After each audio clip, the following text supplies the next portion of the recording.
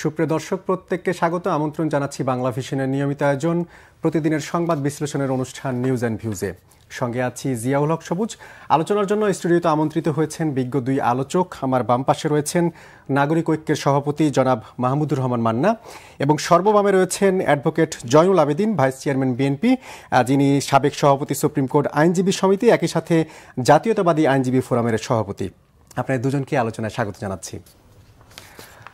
দর্শক, আমরা আলোচনা শুরু করব, তবে তার আগে আজকের দিনের উল্লেখযোগ্য সংবাদগুলো জানবো। আজকের শিরোনামগুলোর মধ্যে প্রথম যে বিষয়টি আলোচনায় ছিল সেটি হচ্ছে 21শে আগস্ট গ্রেনেড হামলা মামলায় তারেক রহমান ও বাবর সহ সব আসামি খালাস, বিচারিক আদালতের রায় বাতিল।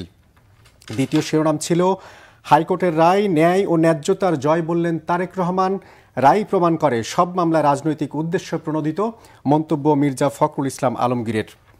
আরেকটি খবর ছিল শ্বেতপত্র প্রকাশকে ঘিরে বছরে গড়ে $1,600 কোটি পাচার হয়েছে শেখ হাসিনার আমলে, প্রধান উপদেষ্টাকে জমা দেয়া শ্বেতপত্রের তথ্য, অর্থ পাচারকারীদের বিচার শুরুর পরামর্শ। আরেকটি খবর ছিল সামনে কঠিন সময়, দেশের ক্রান্তিকালে জাতির স্বার্থে কাজ করছে সেনাবাহিনী, বলেছেন জেনারেল ওয়াকারুজ্জামান, সবার সহযোগিতা কামনা। দেশ এখন পুরোপুরি জঞ্জাল ও স্বৈরাচার মুক্ত হয়নি, বলেছেন জামায়াতের আমির, ভারতীয় আগ্রাসনের বিরুদ্ধে লড়াই চলবে, আশা আমার দেশ সম্পাদকের। এই বিষয়গুলো ছিল আজকের দিনের আলোচিত বিষয়। আমরা আলোচনা শুরুটা করতে চাই অ্যাডভোকেট জয়নুল আবেদিনকে দিয়ে, যে আজকের দিনভর যে বিষয়টা আলোচনায় ছিল 21 আগস্টের গ্রেনেড মামলার বিচার, আগের যে রায়টি ছিল সেই রায় কি অবৈধ এবং সেটিকে বাতিল ঘোষণা করে দিয়েছেন নতুন করে হাইকোর্ট, যেখানে তারেক রহমান, লুৎফুজ্জামান বাবুর সহ যেই 49 জন আসামি ছিলেন সবাইকে বেকসুর খালাস দেওয়া হয়েছে। আসলে সব মিলিয়ে কেমন হলো নতুন রায়? এক কথা যদি বলি তাহলে বলতে হয় যে রায়টি আজকে হয়েছে, এই রায়টি অত্যন্ত তাৎপর্যপূর্ণ এবং যে বিচারপতি রায়টি দিয়েছেন তিনি বেশ কিছুদিন এই মামলাটি শুনেছেন এবং এই মামলার বিভিন্ন সময়ে চার্জশিটগুলো তিনি দেখেছেন। পরপর 3টে চার্জশিট হয়েছে, তার মধ্যে জনাব তারেক রহমানকে সম্পৃক্ত করা হয়নি।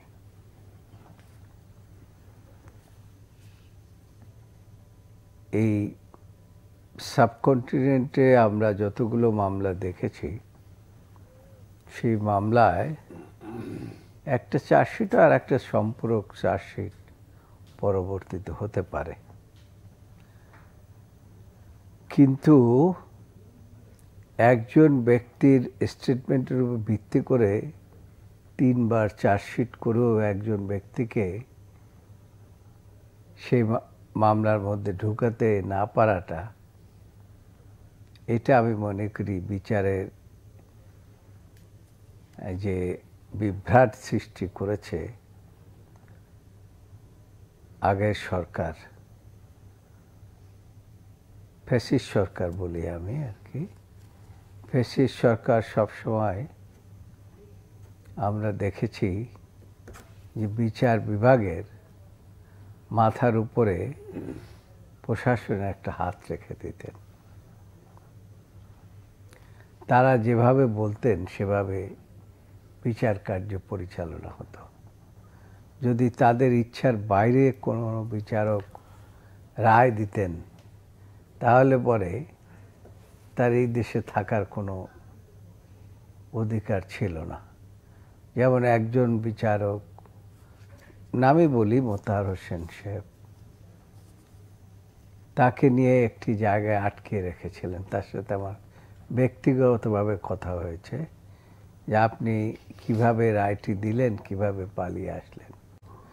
বললেন যে আমাকে মন্ত্রীর বাড়িতে নিয়ে আটকে রেখেছিলেন, আটকে রেখে তারা দোতলায় মন্ত্রী সাহেবরা মিটিং করে এবং আইন মন্ত্রণালয় সচিব মিটিং করে তারা একটা জাজমেন্ট প্রিপেয়ার করে আমার কাছে নিয়ে আসলেন।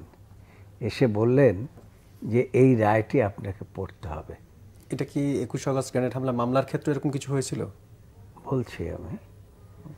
তো সেখানে সেই রায়টি উনি বললেন যে এটা আমি কিভাবে পড়ব। একটা রায় দিতে হলে তো তার সাক্ষী প্রমাণ এগুলো সব বিচার বিশ্লেষণ করে রায় লিখতে হয় আর কি। তা আপনারা এই যে এটা লিখেছেন এটা পড়লে তো বিচার হলো না। তখন তাকে পিস্তল দেখিয়ে বলেছিলেন যে আপনি বাঁচতে চান না আমাদের কথা শুনতে চান।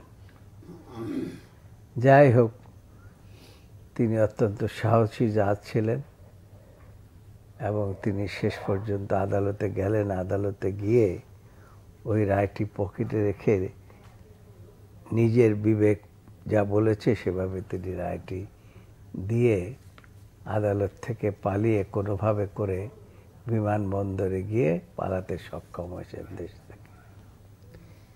এই যে মামলাটি, আজকে যে মামলাটিতে খালাস দেওয়া হলো সকলকে, এই খালাসটা কিন্তু এই সরকার এই বিচারকের উপরে মাথায় হাত রাখে নাই।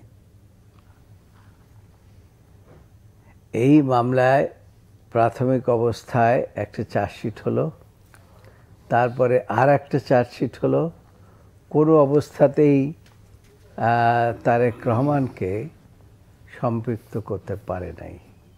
থার্ড চার্জশিটেও পারে নাই, কারণ কোনো ক্লুই বাইর করতে পারে নাই তারা। পরবর্তীতে আবুল কাহার নামে একজন ব্যক্তি, যাকে বিএনপি সরকার চাকরির থেকে বরখাস্ত করেছিলেন তার দুর্নীতির কারণে, তাকে এনে তার মাধ্যমে এই মামলাটিকে একটা পর্যায়ে নিয়ে আসলেন এবং আর একটা চার্জশিটের ব্যবস্থা করলেন। সেখানে তার বুদ্ধিমত্তা দিয়ে তিনি তারেক রহমানকে সম্পৃক্ত করলেন এবং পরবর্তীতে যে সাক্ষী প্রমাণ হয়েছে, বিগত 25 বছরের ইতিহাস ঘাটলেও দেখা যায় না যে ডাইরেক্ট এভিডেন্স ছাড়া কাউকে মৃত্যুদণ্ড দেওয়া যায়, কাউকে যাবজ্জীবন দেওয়া যায়। এটা একটা ক্যাপিটাল পানিশমেন্ট। এই পানিশমেন্ট দিতে হলে কাউকে না কাউকে দেখতে হবে যে ঘটনাটা কে ঘটিয়েছে। এই যে মামলাটিতে বিচার হলো, এই যে যাদের ফাঁসি হলো, যাদের যাবজ্জীবন হলো, তারেক রহমানের যাবজ্জীবন হলো, আরও অনেকের যাবজ্জীবন হলো, কোনো সাক্ষী দেখা সাক্ষী নাই। এতগুলো সাক্ষী হলো, তার মধ্যে কোনো দেখা সাক্ষী পাওয়া গেল না। তাইলে যদি দেখা সাক্ষী পাওয়া না যায়, তাহলে পরে সেখানে এই লাইফ সেন্টেন্স হয় না। আদালত এই সমস্ত দিকগুলো সব চার্জশিট, এফআইআর এবং পরবর্তীতে সাক্ষীগুলো সমস্ত বিশ্লেষণ করেছেন। জি, আমরা আইনজীবীরাও আমরা চেষ্টা করেছি সমস্ত সাক্ষীগুলোকে আদালতের সামনে উপস্থাপন করার, এবং পরবর্তীতে আজকে আদালতে এইটা জাজমেন্টের জন্য নির্ধারিত ছিল। তিনি এই জাজমেন্টটাকে অপারেটিং পার্টটাকে অনেক সময় প্রায় 1 ঘন্টার মতো সময় নিয়ে পড়েছেন এবং সেখানে তিনি এই জিনিসগুলোকেই উল্লেখ করেছেন এবং সমস্ত যে সমস্ত আসামিদেরকে সেন্টেন্স দেওয়া হয়েছিল, যাদের মৃত্যুদণ্ড দেওয়া হয়েছিল, সবাইকে খালাস দেওয়া হয়েছে।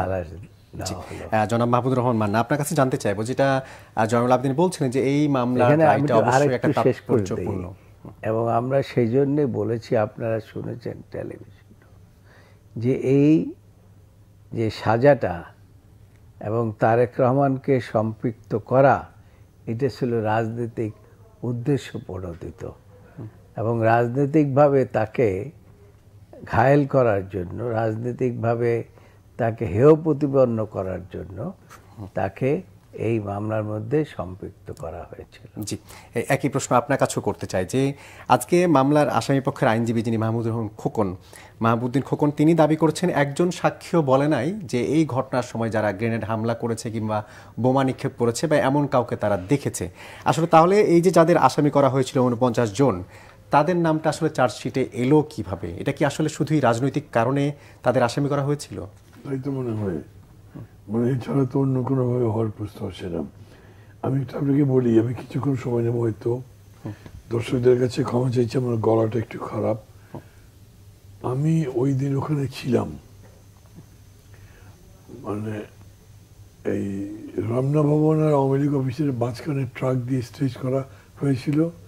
আমি আওয়ামী লীগ অফিসের সামনে যে ফুটপাথ, এখানে অনেকে সহ আমরা দাঁড়িয়েছিলাম।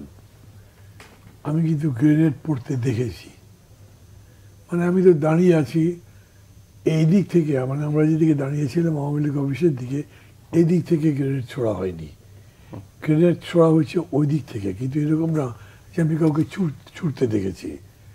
যেমন ধরেন আইভি রহমান, যে তার শেষ পর্যন্ত মারা গেলেন, পাটা চলে গেল, এটা উনি ট্রাকের, আমরা যে পাশে দাঁড়িয়েছিলাম ঠিক ট্রাকের নিচেই ছিলেন, ট্রাকের উপরে উনি বসে দাঁড়িয়েছিলেন। শেখ হাসিনা আসবার পরে কেউ কেউ বললেন যে উনি কি মঞ্চে থাকতে পারবেন, কারণ উনি সেন্ট্রাল কমিটির কেউ নন। তো যাই হোক, ক্রাইটেরিয়াতে পড়া দেখে তাকে নেমে যেতে হয়েছে মঞ্চ থেকে। উনি নেমে গেছেন, মঞ্চের উপরে কিন্তু একটা গ্রেনেড পড়ে নেই। মানে এটা একটা বিস্ময়কর ব্যাপার না? ধরেন আমি মনে করি দর্শকদের যারা যারা আছেন ঢাকায়, যারা তারা থাকেন, তারা সবাই জানেন যে রমনা ভবন এবং আওয়ামী লীগ অফিসের মাঝখানে জায়গাটা কতখানি। যে কোনো একটা এন্ড থেকেই তো মারতে হবে, হয় এদিক থেকে নয় ওদিক থেকে মারবে। সেইটা ঠিক মাঝখানে ট্রাকের ওপর পড়তে এত অসুবিধা হওয়ার কি কারণ আছে? যদি শেখ হাসিনাকে খুন করার উদ্দেশ্যেই ওটা মারা হয়, তাহলে ট্রাকে একটা দুইটা সবগুলো গ্রেনেডই তার উপর পড়া উচিত ছিল, ওইখানে একটাও পড়েনি। এবং ওই যে বললাম যে ওগুলো ক্রস করে এতে পড়েছে, ফলে ধরেই নিতে হবে যে বিষয়টা ঠিক কোনো মানে তদন্তের ভিত্তিতে কিছু হয়েছে তারা। এখানকার দুর্ভাগ্যের বিষয় কি হলো, ধরেন এত বড় যে একটা ঘটনা, তার মূল রহস্য কিন্তু আমাদের কাছে অনুদ্ঘাটিত থেকে গেল। ব্লেম গেম করতে গিয়ে অথবা একজন আরেকজনকে দোষী সাব্যস্ত করতে গিয়ে যে কাজটা করা হলো, তাতে মূল অপরাধীদের কেউ খুঁজে বের করবার চেষ্টা করলো না। কারণ এই ঘটনা ঘটবার পরে বা ঘটনা ঘটবার সময় তো ছিল, বিএনপি ক্ষমতায় ছিল, ইনভেস্টিগেশনটা এরকম হইতে পারে নাই যে হয়ে তারা বলবেন যে ওরা বা এই গ্রুপ বা এই একটা শক্তি এটার পেছনে জড়িত ছিল, এরকম কেউ বলতে পারে নাই। তো আপনাকে ধরেই নিতে হবে যে উদ্দেশ্য প্রণোদিতভাবে মামলাটা সাজানো হয়েছে। আর প্রথম দিকে তো করতে গেলে জজ বিয়ে কেসও মানে আসছিল। এইভাবে পুরো জিনিসটাকে একটা রাজনৈতিক উদ্দেশ্যে ব্যবহার করতে গিয়ে শেষ পর্যন্ত আমি অবশ্য এখন মানে আমি বলবো যে আমি সহ দেশবাসীর কাছে হয়তো একটা স্বস্তির ব্যাপার হয়েছে যে অন্তত অত বড় অন্যায় থেকে আমরা বেঁচেছি। যেহেতু ওই প্রতিহিংসা পরায়ণ, জিঘাংসা পরায়ণ রাজনৈতিক দল এখন ক্ষমতায় নেই, যে তারা শুধু প্রতিশোধ দিতে হবে, তারা চলে গেছে বলে আবার নতুন করে একটা ট্রায়াল হতে পেরেছে এবং নির্দোষ মানুষগুলোকে খালাস দেওয়া গেছে। তো এই মামলাটা নিয়ে কেউ কেউ বলে থাকেন বিভিন্ন সময় নাটক করা হয়েছে, আসামিদের ঠিকভাবে হয়তো যারা চাক্ষুষ দেখেছেন তাদেরকে হয়তো আনা হয়নি। এই আমরা তো তখন যেটা জানতে পেরেছিলাম যে FBI মানে দেশি তদন্তের বাইরে বিদেশি FBI এসেও এটা তদন্ত হয়েছিল। এরপরও এই ঘটনা আসলে ঠিকভাবে টার্ন নিল না কেন? কেন আসলে প্রকৃত আসামিদের বিচারের আওতায় আনা গেল না? তার মানে হলো যে যথাযথ তদন্ত করা হয়নি। এইটা অবশ্য এরকম করে বলা হয়েছিল যে ওখানে কোনো আলামতই রাখা হয়নি, সব আলামত ধ্বংস করা হয়েছে। আমি ওখানে ছিলাম, যে আমি বলি আমার একটা খুবই মানে নিদারুণ অভিজ্ঞতা আছে, যে আমি মানে জীবনেও ভুলতে পারবো না। যখন গ্রেনেড পড়ছে তখন তো ছোটাছুটি, কে কার উপর দিয়ে পাড়া দিয়ে দৌড় দিয়ে চলে যাচ্ছে, কেউ কি পিষে মরে যায় না কি দেখে না। আমার সাথে দুটো মানুষ বুকের সাথে একদম চ্যাপটা হয়ে লেগেছিলেন। হঠাৎ করে দেখলাম যে তারা পড়ে গেল, এবং সাথে সাথে তাদের শরীরে রক্ত আমার পাঞ্জাবিটাকে রক্তাক্ত করে দিল। ওই যে পড়ে গেল এরকম লাশ, তো তখন ওইখানে অনেকগুলো পড়ে আছে, তো তখন গ্রেনেডও থাকবার কথা, তার ধরে ওই স্প্রিংটার থাকবার কথা, মেবি তার যে স্প্রিং সেটাও থাকবার কথা, কিন্তু কোনো আলামত সেখানে পাওয়া যায়নি। এইটা একটা বিস্তৃত ব্যাপার। এটা যখন আওয়ামী লীগ আবার অভিযোগ করতো যে এটা ক্ষমতাসীন বিএনপি এগুলো সব নষ্ট করে দিয়েছে। তো আমি ওইখানে তো ধরেন প্রায় শেষ পর্যন্ত না, ভিড়ের মধ্যে বেরোতে পারছিলাম, চেষ্টা করছিলাম। যখন বেরোলাম তখন মাঠটা মোটামুটি খালি। তখন পর্যন্ত জাহাঙ্গীরের লাশ পড়েছিল, যেটা বেশি কমন ছিল, আর অন্যান্যরা ওখানে পড়েছিল। শেখ হাসিনাকে তখন ট্রাক থেকে নামিয়ে নিয়ে যাওয়া হয়েছে, এবং উনি তার ওই বুলেট প্রুফ গাড়িতে গেলেন। ওই বুলেট প্রুফ গাড়িতেও গুলি লেগেছিল, কিন্তু তার কোনো ক্ষতি হয়নি, উনি চলে যেতে পেরেছেন। এবং তারপরে যারা ধরেন এটাই সবাই ধরে নিয়েছে যে রমনা ভবন থেকে ওইটা করা হয়েছে হয়তো। তো রমনা ভবন থেকে করা হলে কোনো মানুষ কিন্তু যায়নি রমনা ভবনটা ঘেরাও করে লোকগুলোকে ধরো, কেউ ওদেরকে পালাতে দেখেছে এরকম বলেনি। এখন আপনি বললেন যে অনেকেই তো দেখেছে যারা এরকম বোমা ছুঁড়েছে, তারা হয়তো বলেনি, কিন্তু সেই সময় আমি এরকম কথা শুনিনি। কেবল জজ মিয়ার ওই নাটকটাই আমাদের সবার কাছে আসছিল। বাকি যে দেখা গেছে যে এই লোকগুলো ছবি বা কিছু একটা আলামত বা তাদেরকে চিহ্নিত করার মতো যে এরা গ্রেনেড ছুঁড়েছিল, এরকম কিছু দেখা যায়নি। বলা হচ্ছিল যে জেল থেকে এদেরকে ছাড়া হয়েছে যাতে তারা এখানে সে অপারেশনটা করতে পারে, কিন্তু কেউ ইনভেস্টিগেট করেনি সত্যি সত্যি সেদিন জেল থেকে কাউকে কাউকে ছাড়া হয়েছিল কিনা। এগুলোর নির্মোহ নিরপেক্ষ কোনো তদন্তই হয়নি। জি, জনাব জয়নুল আবদিন, আপনার কাছে এই প্রসঙ্গটা জানতে চাইবো যে বিশেষ করে তখন বলা হয়েছিল যে শেখ হাসিনাকে হত্যার মধ্য দিয়ে দলকে নেতৃত্ব শূন্য করার জন্যই তাকে আসলে হামলা চালানো হয়েছিল, কিন্তু যেটা মাহমুদুর রহমান মান্না বলছিলেন যে এতগুলো গ্রেনেড নিক্ষেপ করা হলো, একটি গ্রেনেডও ট্রাকের উপর পড়েনি। আসলে এর থেকে কি কোনো নতুন কোনো সন্দেহ করার কোনো সুযোগ রয়েছে? বা এই যে একটা ঘটনা তো ঘটেছে আসলে, যে চাক্ষুষ ঘটনা যেটা গ্রেনেড হামলা হয়েছে, এটা তো সত্য, তাহলে এই যে একটা ঘটনা ঘটলো, কিন্তু আজকে এত বছর পরে বিচারের রায়ে সবাই খালাস পেয়ে গেলেন, তাহলে যারা এই ঘটনা ঘটিয়েছেন তাদের কি আদৌ কখনো বিচার হবে? একটা খুব ভালো প্রশ্ন আপনি করেছেন। আমি কিন্তু প্রথমেই বলেছি যে একজন সাক্ষীও বলে নাই যে আমরা এই গ্রেনেডটা মারতে দেখেছি। অনেক সাক্ষী কিন্তু আনা হয়েছে, প্রায় 49 জনের মতো সাক্ষী। তো একজন সাক্ষীও দেখলো না, অথচ তাদেরকে দিয়ে সাক্ষী দিয়ে আপনার সাজা দিয়ে দিলেন আপনি মৃত্যুদণ্ড। এই মৃত্যুদণ্ডটা দেওয়াটা আপনি খুব সহজভাবে দিয়ে বলে দিলেন যে শেখ হাসিনাকে মারার জন্য এই কাণ্ডটি করেছে। যে কথাটি মান্না ভাই বললেন যে এতগুলো গ্রেনেড পড়লো, বহু মানুষ আহত হলো, তারপরে সকলে পালিয়ে গেলেন, কিন্তু ট্রাকের কাছাকাছি, ট্রাকের উপরে একটা গ্রেনেড কিন্তু পড়ে নাই। এটা মান্না ভাইয়ের কথা, উনি ওখানে ছিলেন। তো তাই যদি হয় তাহলে পরে আপনার এই যে বিচার ব্যবস্থাকে এইভাবে নগ্নভাবে ব্যবহার করে রাজনৈতিক উদ্দেশ্য প্রণোদিতভাবে আপনি অনেকগুলো মানুষের আপনি ফাঁসি দিলেন, ফাঁসি কাস্টে ঝুলাবার জন্য মৃত্যুদণ্ড দিলেন এবং যাবজ্জীবন দিলেন। আপনি বেসিসটা কি? সেইখানে হচ্ছে সন্দেহ। এই প্রসঙ্গে আমি একটি কথা বলতে চাই, এটা তো উদ্ঘাটনের বিষয় রইল। 2008 সনে আওয়ামী লীগ যখন ক্ষমতায় আসলো, তখন যে বিডিআর হত্যাকাণ্ডে যে সেনাবাহিনীদেরকে মারা হলো, সাজা দিলেন কারে? পিন্টুরে। তো পিন্টু এই এই পুরো ঘটনাটা কি পিন্টু ঘটিয়েছে? এই ঘটনাটা কেন উদ্ঘাটিত হলো না আমাকে বলেন? বহুত সেনাবাহিনীকে হত্যা করা হলো, তো সেখানে কি শেখ হাসিনাকে কেউ মারতে গিয়েছিল? তা তো যায় নাই। এতগুলো সেনাবাহিনী লোক এবং এক একটা সেনাবাহিনীর লোক তৈরি করতে তো অনেক বিষয় আছে। সুতরাং সেখানেও আপনি দেখবেন যে বহু সেনাবাহিনীর লোককে কোর্ট মার্শাল করে বিভিন্নভাবে আপনার হত্যা করা হয়েছে। এই যে ঘটনাগুলো ঘটলো, সেটা তো আওয়ামী লীগ তো 3 টার্ম ক্ষমতায় ছিল। একবার ছিল 2014 সনে, মানে কোনো ভোট টোট লাগে নাই, 151 জন এমনিতে নির্বাচিত হয়ে গেল। পরের বছরে দিনের ভোট রাতে নিয়ে গেল। পরে এই 7ই জানুয়ারি তো আর হলো না। তো এত বছর ক্ষমতায় থেকে, 17 বছর ক্ষমতায় থেকে আপনি এই যে বিডিআর ঘটনা উদ্ঘাটন করতে পেরেছেন? পারেন নাই।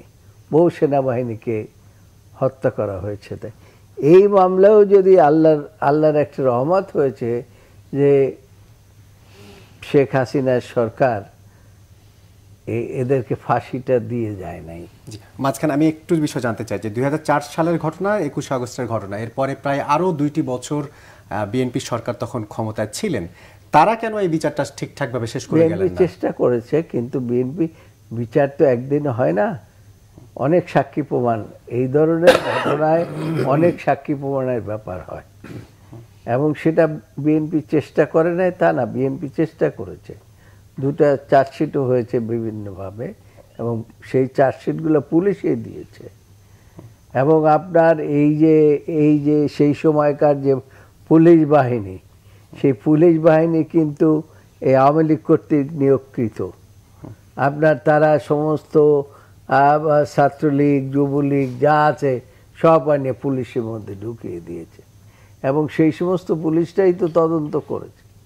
এবং তদন্ত করেও তো তারা তখন ওই তীর সবসময় বিএনপির দিকেই তারা চালিয়েছে। এবং আপনি সেই সময়ের স্বরাষ্ট্র সেক্রেটারিরে আপনার ধরে নিয়ে গেছেন, লুৎফুজ্জামান বাবরকে ধরে নিয়ে গেছেন, তারপরে পিন্টুকে ধরে নিয়ে গেছেন, এরকম অনেক ব্যক্তিকে ধরে নিয়ে গেছেন যারা নিরীহ মানুষ, যাদের সাথে এই গ্রেনেড হামলার সাথে কোনো সম্পৃক্ত নাই এবং যারা নির্দোষ প্রমাণিত হয়েছে। আমার একটা বিষয় জানার, যে এই যে একটা ঘটনা ঘটে গেল বা ঘটেছিল, এই যে প্রকৃত ঘটনাটা উদ্ঘাটনের জন্য একটা আগে যে মামলা ছিল সেই মামলা তো শেষ হয়ে গেল, যারা আসামি ছিলেন তারা খালাস পেয়ে গেলেন।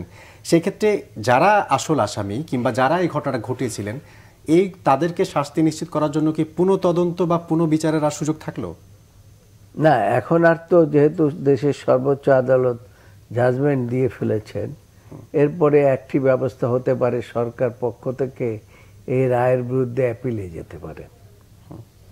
এছাড়া তো আর কোনো পথ থাকলো না।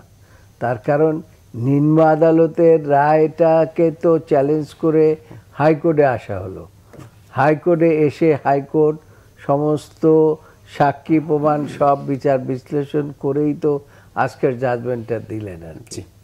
সেই জন্য আমরা বলছি যে ভেরি মোটিভ ছিল রাজনৈতিক উদ্দেশ্য প্রণোদিত। আপনি দেখেন এই যে বেগম খালেদা জিয়াকে যে সাজাগুলো দিল, সেই সাজাগুলো কি কারণে দিল? রাজনৈতিক উদ্দেশ্য প্রণোদিত ভাবে না। একটি বললেন যে প্রতিটি বক্তৃতাই কিন্তু শেখ হাসিনা বলতো যে এতিমের টাকা মেরে খেয়েছে, প্রধানমন্ত্রী এতিমের টাকা মেরে খেয়েছে। আরে বেগম খালেদা জিয়া 3 কোটি টাকা মেরে খায়, প্রধানমন্ত্রী হিসাবে মেরে খাওয়ার মতো টাকা পাচারও করে নাই। যেমন শেখ হাসিনার সরকারের সময় কিন্তু আপনার দেশের ব্যাংক, বিমা টিমা যা সব কিছু খালি হয়ে গেছে। তিনি নিজে স্বীকার করেছেন যা তার চাকরেরও বলে 4,000 কোটি টাকা তার আছে, সেটা পাওয়া গেছে। তো এই অবস্থা তো বেগম খালেদা জিয়ার ছিল না। তো তাকে 3 কোটি টাকা একটা ট্রাস্টে দেওয়ার কারণে যে টাকাটা এখন 9 লক্ষ টাকার মতো দাঁড়িয়েছে, অথচ বলছে এতিমের টাকা মেরে খেয়েছে। জি, আমরা আলোচনা করব। এই একটা মেরে ছোট্ট বিরতি খাওয়ার দিতে কারণে হবে। রাজনৈতিক উদ্দেশ্য প্রণোদিত হবে, তাকেও জীবনে মেরে ফেলার জন্য এই ফ্যাসিস্ট সরকার কিন্তু চেষ্টা করেছিল। জি। আল্লাহর রহমত, তিনি বেঁচে গেছেন। জি, দর্শক নিচ্ছে ছোট্ট একটা বিরতি, একটু পরেই ফিরবো, সঙ্গে থাকুন।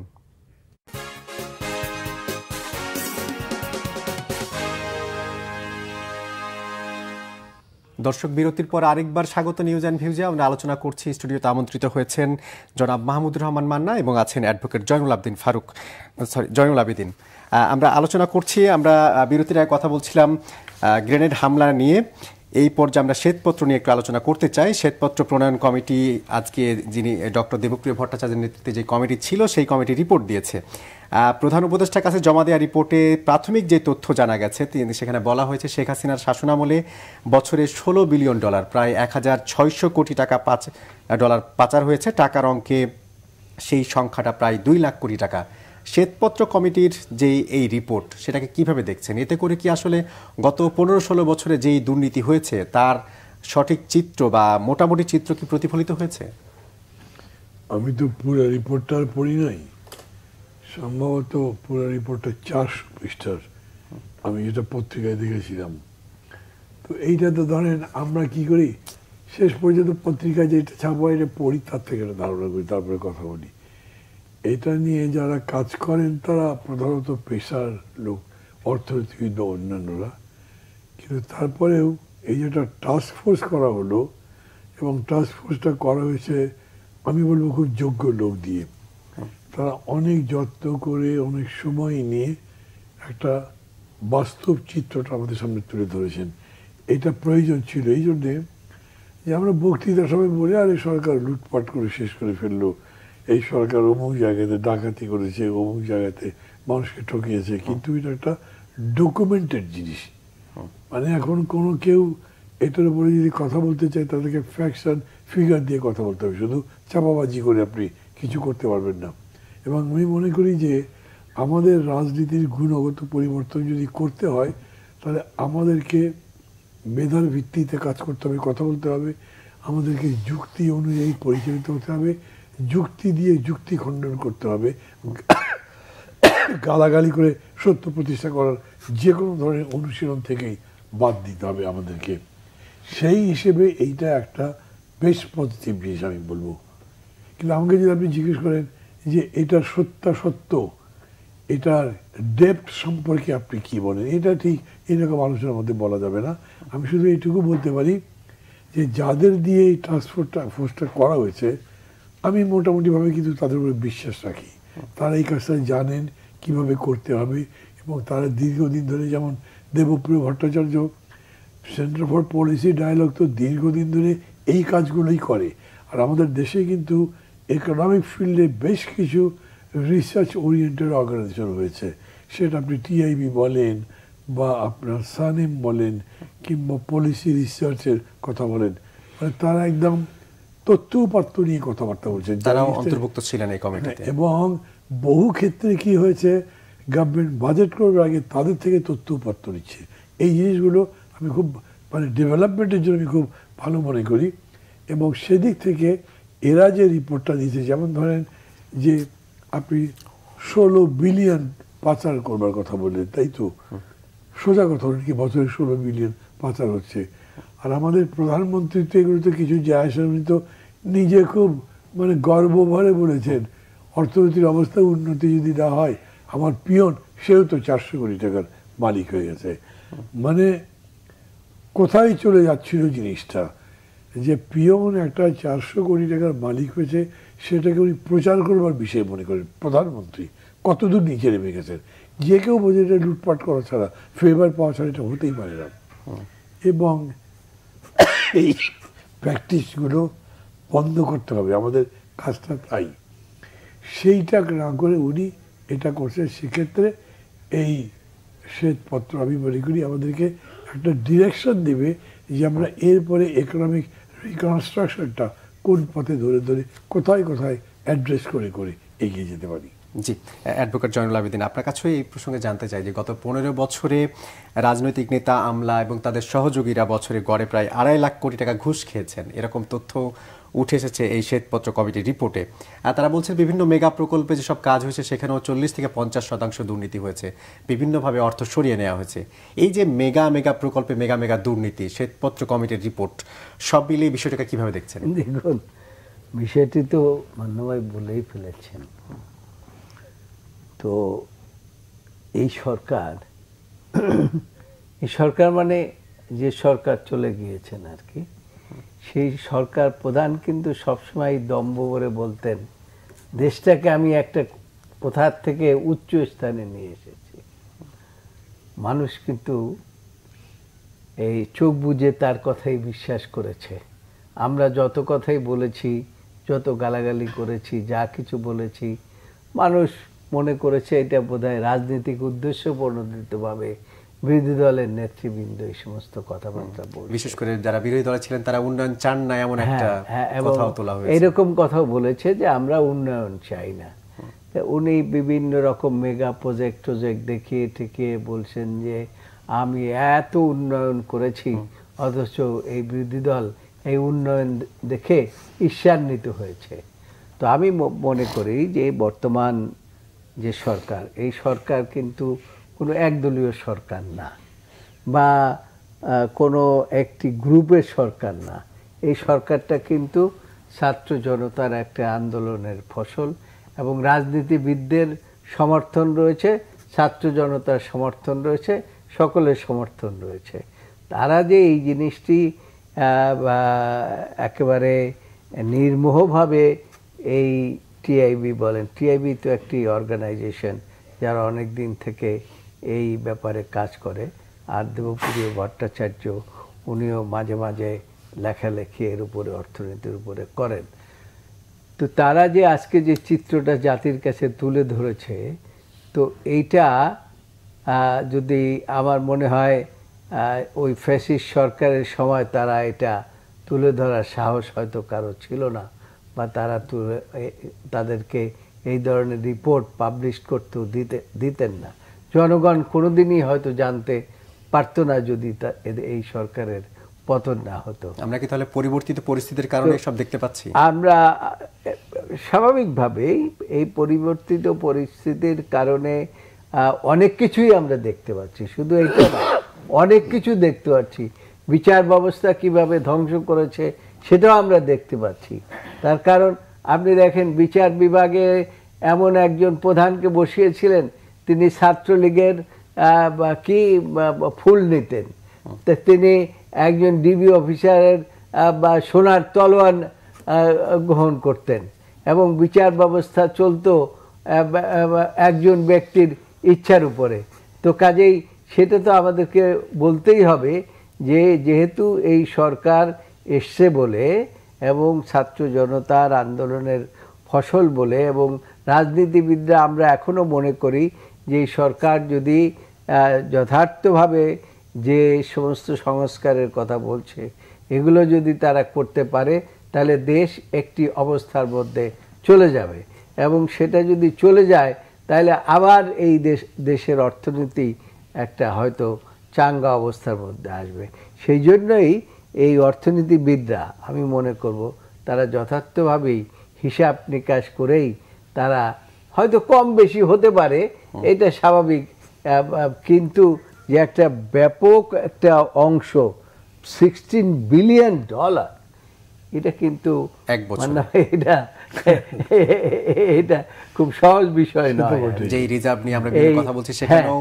এবং আরেকটা জিনিস আপনি দেখবেন যে এই চুরিটা কিন্তু যে শুধু একটা গ্রুপ করেছে তা না, তাদের প্রত্যেকটা ব্যক্তি, প্রত্যেকটা মেম্বার অফ পার্লামেন্ট, তাদের সম্পদ এই যে হিসাব করে দেখেছেন যে 300, 400, 500, 6000 গুণ পর্যন্ত নাকি বেড়েছে, এরকম মন্ত্রী সাহেবরাও আছে। এমন কোনো একজন মন্ত্রী বা এমপি খুঁজে পাবেন না যার সম্পদ বাড়ে নাই। আমরা যাকে সৎ মনে করেছি, যে আমি নাম বলবো না, আমি এক মন্ত্রীকে ভেবেছিলাম তিনি বোধহয় সৎ, এখন শুনলাম তারও নাকি 300 গুণ সম্পদ বেড়েছে। এটা আর কি বলা যাবে এই সম্বন্ধে? সেজন্য বলি যে এই দেশে যে লুটপাট হয়েছে এইটা যে রাজনীতিবিদরা রাজনীতির উদ্দেশ্যপ্রণোদিতভাবে বলেছে সেটা যে সঠিক নয়, এইটার প্রমাণটা হয়েছে আজকের এই যে হিসাবটা যেটা অর্থনীতিবিদরা দিয়েছেন, টিআইবি এবং দেবপ্রিয় ভট্টাচার্য, তারই ফসল। জি জনাব মান্না, আমরা আরেকটি তথ্য দেখেছি দ্য গার্ডিয়ানের একটা প্রতিবেদন, যেখানে পদচ্যুত শেখ হাসিনার ঘনিষ্ঠজনদের যুক্তরাজ্যে বিপুল পরিমাণ অর্থবিত্তের সম্পদ বা তথ্য পাওয়া গেছে। বলা হচ্ছে এই সম্পদের পরিমাণ প্রায় ৬,০০০ কোটি টাকা, যেটা বাংলাদেশ থেকে পাচার করা বিভিন্ন অর্থ দিয়ে এই সম্পদ কেনা হয়েছে, গাড়ি কেনা হয়েছে, বাড়ি কেনা হয়েছে, অট্টালিকা করা হয়েছে। আমার প্রশ্ন হচ্ছে যে এই যে তাদের সাথে সম্পৃক্ততা, যারা মন্ত্রী ছিলেন, এমপি ছিলেন, কিংবা শেখ হাসিনার ঘনিষ্ঠজন ছিলেন, তারা কিভাবে এটা করতে পারলেন? দেশে তো অনেক আইন কানুন রয়েছে, তারা এই আইন কানুনকে বৃদ্ধাঙ্গুলি দেখিয়ে কিভাবে সফল হলেন? আপনার প্রশ্নটা বুঝি নেই, তারা টাকা কিভাবে পাঠালেন কোনো ব্যাপারই না।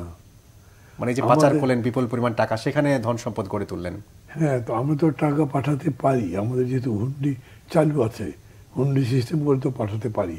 হ্যাঁ, একটা কথা বলতে পারি যে ব্রিটিশ ল কি করেছে, এই যে যারা যারা ইনভেস্ট করেছে এই টাকাগুলো কোথা থেকে আসলে তো ওখানে আনসার করতে হয়, সেটা তারা কি ফাঁকি দিয়েছে, কিরকম করে দিয়েছে, এইটার জবাব তো আমি দিতে পারবো না। তবে এটা ঠিক, যখন ওই আপনার আমেরিকা বিভিন্ন ধরনের বিধি বিধান জারি করতে থাকলো এবং আমেরিকা জুড়ে, ইউরোপ জুড়ে কার কত সম্পত্তি আছে, কীভাবে আসলো বিদেশিদের, এগুলো খোঁজা শুরু হলো, তখন দেখা গেছিল যে বাঙালি যারা বিদেশে টাকা পাচার করেছেন তাদের ছটফটটা কীরকম। তবে আমি এই বিষয়টা আলোচনা করতে গিয়ে একটা কথা বলি, আমাদের এই ব্যাপারটা একটু নজর করা দরকার যে আমাদের বড় বড় মানুষগুলো কত ছোট লোক ছিল। দেখেন, শেখ হাসিনা প্রায় সময় বলতেন রেহানা বাসে চড়ে সে এরকম একটা ভাড়া বাড়িতে থাকে, অথচ তার জীবন যাপন সম্পর্কে এখন যা তথ্য পাওয়া যাচ্ছে তাতে তো ঘৃণা হয় যে আমাদের প্রধানমন্ত্রী এত বড় মিথ্যাচার করলেন কীরকম করে। আমি যেরকম করে বলছি এই কথা শুনে হয়তো অনেকে মনে করবে যে এখন আর শেখ হাসিনা সম্পর্কে এগুলো বলে লাভ কি, কিন্তু আমি বলি লাভ কেন, যে এই যে এই ধরনের মিথ্যাচার করা, মানুষকে বিভ্রান্ত করবার জন্যে নৈতিকতার স্খলন, এটা এখনই মানুষের কাছে স্পষ্ট হওয়া উচিত। মানে এই যে আপনার প্রতিবেদনে যেটা আসছে যে আপনার তার পুরা পরিবার, আপনি কত পরিমাণ বললেন যেন টাকাটা, ৬,০০০ কোটি টাকা, ৬,০০০ কোটি টাকা পাচার করেছে। এ কি সোজা কথা হলো নাকি? করেছে তারা, না হলে ওখান থেকে আসতো কেমনে? এই ৬,০০০ কোটি টাকার জন্যে তাদেরকে এখন জবাবদিহির আওতায় আনবার ব্যবস্থা করতে হবে, তাহলে দেখবেন যে এগুলো হয়তো বন্ধ হতে পারে। নিয়ে গেছে কেমনে সেটা বড় প্রশ্ন নয়, কারণ এটা নিয়ে যাওয়ার বহু পথ আছে। আমাদের এইখানে তো প্রধানমন্ত্রীরা, মন্ত্রীরা ডিপ্লোম্যাটিক ব্যাগ ইউজ করে ডলার পাচার করে চলে এসেছে। মানে এক একজন যাওয়ার সময় হয়তো দেখেন যে 10-12টা ব্যাগ ভর্তি করে নিয়ে গেছে। এগুলো এয়ারপোর্ট থেকে আমরা রিপোর্ট পেয়েছি, তো অনেকেই জানে এগুলো। তা আমি মনে করি যে ক্ষমতার সব রকম ব্যবহার করে লুটপাট যেমন করেছে, টাকা বাড়িয়েছে, ঠিক সেরকম করে ক্ষমতাকে ব্যবহার করেই তারা সেই টাকাটা সিকিউর করার বা নিরাপদ করার চেষ্টা করেছেন, কিন্তু ধর্মের কোনো বাতাসে জানে না, শেষ পর্যন্ত পারেনি, তাই এখন ধরা পড়েছে। জি, আমার আরেকটা বিষয় জানার, যে এই যে শেখ হাসিনা বা তার ঘনিষ্ঠজনরা এত কোটি টাকা পাচার করলেন বা সেখানে সম্পদ করলেন, এটার কি বিচার আসলে দেশের মাটিতে হওয়া সম্ভব, বা তাদেরকে কি সেইভাবে সাজা দেওয়া সম্ভব? আমি তো মনে করি যে সম্ভব। আমি জানি না মান্নাও কিভাবে মনে না, আমি বুঝবো, আপনি বুঝবেন। মানে এটার সম্ভব এই কারণে সম্ভব যে এই দেশ জাতি সকলের, কিন্তু আমরা সকলে এই দেশ কিন্তু একটা যুদ্ধের মাধ্যমে স্বাধীন হয়েছে। এই দেশের প্রতি আমাদের সকলের কিন্তু দরদ আছে। তাইলে আপনি বলতে পারেন যে তাইলে শেখ হাসিনার কি দরদ ছিল না, কিন্তু আমি বলবো তার দরদ ছিল না। তিনি একটা প্রতিশোধ পরায়ণ ব্যক্তি ছিলেন এবং তার মধ্যে একটা সবসময়ই ছিল যে ভারতই হচ্ছে একটি পার্শ্ববর্তী কান্ট্রিকে তিনি তার শক্তি হিসাবে ব্যবহার করে সব সময় চলতেন না, সবচেয়ে কাছের বন্ধু মনে করতেন। কাছের বন্ধু বলে মনে করতেন। তো এখন আমাদের এই সরকার বলেন বা আগামীতে যে সরকার আসবে, তাদের এই থেকে যদি তারা শিক্ষা গ্রহণ করেন এবং তারা যদি চেষ্টা করেন, হয়তো সব আনা সম্ভব হবে না, অনেক দেশের সাথে হয়তো ট্রিটি নাই এই ধরনের, তো সেটা সম্ভব হবে না। তো যদি চেষ্টা করা হয় তাহলে পরে অনেক সম্পত্তি ফিরিয়ে আনা সম্ভব। কারণ ধরেন যে সমস্ত জায়গায় বাড়িঘর কেনা হয়েছে, ধরেন কানাডায় শোনা গিয়েছিল যে বেগমপাড়া না কি একটা করা হয়েছে আর কি, সেই সমস্ত সম্পদ তো ওখানে আছে না? আচ্ছা, আমেরিকাতে যদি কেউ বাড়ি করে থাকে সেটা তো ওখানে আছে না? মালয়েশিয়াতে যদি কেউ বাড়ি করে থাকে সেটা তো ওখানে আছে না? তো টাকাগুলো তো নিয়ে তো তারা ওখানে সুটকেস ভরে রেখে দেয় নাই, নিশ্চয়ই এটা কোনো না কোনো কাজে কোনো না কোনো সম্পদের ব্যবহার করেছে। আর একটা বিষয় হচ্ছে যে আমরা এই গত বছরে এই সরকার পতনের আগের বছরেই আমরা দেখেছি যে সুইস ব্যাংকে টাকা জমা হচ্ছে। এই যে সুইস ব্যাংকের টাকা কিন্তু আজ পর্যন্ত আমি শুনি না কেউ ভোগ করতে পেরেছে, তারপরেও কিন্তু বাংলাদেশের টাকা কিন্তু সুইস ব্যাংকে জমা হয়েছে। এটা কি কোনো বিরোধী দলের লোক করেছে? এটা সরকারি দলের লোকেরাই করেছে। ওই যে পান্নাভাই বলছে, মান্নাভাই বলেছে যে আপনি দেখতেন যে প্রধানমন্ত্রীর সফর সঙ্গী হয়েছে কত 150 200, তারা কিন্তু ওই একটা সুটকেস নিয়ে যায় নাই, তারা এক একজনের সুটকেস ভরে ভরে ভরে ভরে এইভাবে করে ডলার টাকা পয়সা এখান থেকে পাচার করেছে। কাজেই পাচারের ধরনটা তাদের এরকম ধরন ছিল যে কেউ বুঝতেই পারে না যে 200 লোক যাচ্ছে প্রধানমন্ত্রীর সাথে সফর সঙ্গী, তাদের সাথে তো যখন এই কি বলে ওই বিভিন্ন লাগেজ যাচ্ছে, বিভিন্ন বড় বড় সুটকেস যায়, এগুলা তো কারো ওই বিমানবন্দরে তদন্ত করারও সাহস শক্তি থাকে না, চেক করার কথাও না, চেক করার সম্ভবও ছিল না। কাজেই আমি প্রধানমন্ত্রীর সাথে সাথী হয়ে যাচ্ছি, কাজে আমার এই সুটকেস কে ধরবে?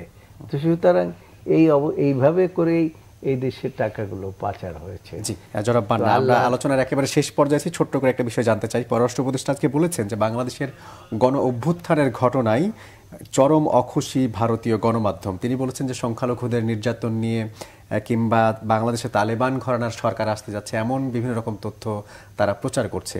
আসলে এসবের মধ্য দিয়ে ভারতীয় গণমাধ্যম বা ভারত আসলে কি অর্জন করতে চাইছে? ভারত কি অর্জন করতে চাইছে সেই প্রশ্নের জবাব দেওয়ার আগে আমি বলি, পররাষ্ট্র উপদেষ্টা যে সমস্ত কথা বলেন এগুলোকে কাউন্টার করার জন্য তারা কি করছেন? ইন্ডিয়াতে তো ধরেন কত ল্যাঙ্গুয়েজ আছে, তাদের লোক সারা পৃথিবীতে ছড়িয়ে আছে এবং সব জায়গাতে তারা প্রচারটা করতে পারছে। ফলে হয় কি, ওই যে 100টা লোক যদি কন্টিনিউস একটা কথা বলতে থাকে, মিথ্যা কথা সত্যের মতো মনে হয়। বাংলাদেশে সত্যি সত্যিই যেন সাম্প্রদায়িকতার বিষ বাষ্প ছেয়ে গেছে, যেন সংখ্যালঘুদের উপর অত্যাচার করা হচ্ছে, এরকম একটা প্রোপাগান্ডা বাইরে হয়, অথচ আমাদের দেশে কিচ্ছুই হচ্ছে না। আপনাকে এই কথাটা বলতে হবে এবং প্রমাণ করতে হবে, বলতে হবে আপনি দরকার হলে এসে দেখে যান, থাকেন 10 দিন 15 দিন, আপনি ইনভাইট করেন কাউকে। আমাদের যে সমস্ত মিডিয়া আছে সেই মিডিয়াগুলো ন্যাশনালি এবং ইন্টারন্যাশনালি দরকার হলে অন্যান্য মিডিয়াগুলোকে ইউজ করে এটা বোঝান। এটা এই জন্য দরকার যে এটা না করতে পারলে আপনার ইমেজ ক্ষতিগ্রস্ত হবে। ভারতের ব্যাপারটা হচ্ছে খুব সিম্পল, যে ওনাদের কাছে আসলে তুলপের তাসটাই, তারা শেখ হাসিনাকে কেন্দ্র করে বাংলাদেশের সাথে যে খেলাটা খেলতো সেই খেলাটা শেষ হয়ে গেছে। এখন তারা হাতড়াচ্ছে কি করবে, কারণ তাদের কাছে শেষ তুলপের তাসটা ছিল, যা তাও চলে গেছে, এই জন্য তাদের এইগুলো করতে। অসংখ্য ধন্যবাদ জনাব মাহমুদুর রহমান মান্না, অসংখ্য ধন্যবাদ অ্যাডভোকেট জয়নুল আবেদিন আজকে সময় দেওয়ার জন্য। দর্শক, নিউজ এন্ড ভিউ ছিল আজকের এই পর্যন্ত। এতক্ষণ যারা সঙ্গে ছিলেন সবাইকে ধন্যবাদ। ভালো থাকবেন সবাই, শুভরাত্রি।